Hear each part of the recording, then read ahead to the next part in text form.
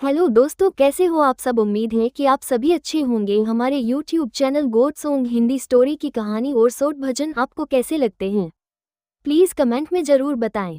और please channel को like, subscribe और कमेंट ज़रूर करें। हम आपके लिए अच्छी अच्छी कहानी और शॉर्ट भजन लेकर आते रहेंगे। भूतिया हवेली। गांव के एक किनारे पर एक पुरानी जर्जर हवेली थी। कहते हैं वहां कई सालों से कोई नहीं रहता था। लोगों का कहना था कि हवेली में रात को अजीब अजीब आवाजें आती थी।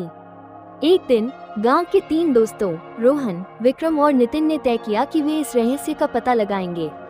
वे रात के समय हवेली में जाने की योजना बनाई। रात गहरी हो चुकी थी।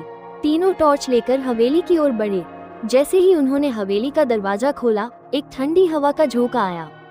अंदर का माहौल बहुत डरावना था। दीवारों पर पुरानी तस्वीरें लगी थीं और फर्श धूल से भरा हुआ था। जैसे ही वे हवेली में आगे बढ़े, एक कमरे से अजीब सी हंसी की आवाज आई। तीनों डर गए, लेकिन उन्होंने हिम्मत नहीं हारी।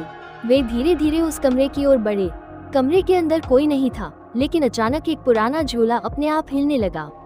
रोहन ने डरते हुए पूछा, क्या ये हवा है या कुछ और? तभी झूले के पास रखे आईने में एक औरत का धुंधला चेहरा नजर आया। उसके लंबे बाल और लाल आंखें थीं। तीनों के रोंगटे खड़े हो गए। विक्रम ने चिल्लाते हुए कहा, भागो, और तीनों तेजी से हवेली से बाहर भागे। गांव लौटकर उन्होंने उस घटना के बारे में बताया, लेकिन कोई भी उनकी बात पर यकीन नहीं कर सका। कहते हैं उस हवेली में आज भी रात के समय झूला हिलता है और आईने में वही औरत दिखाई देती है। कहानी का संदेश।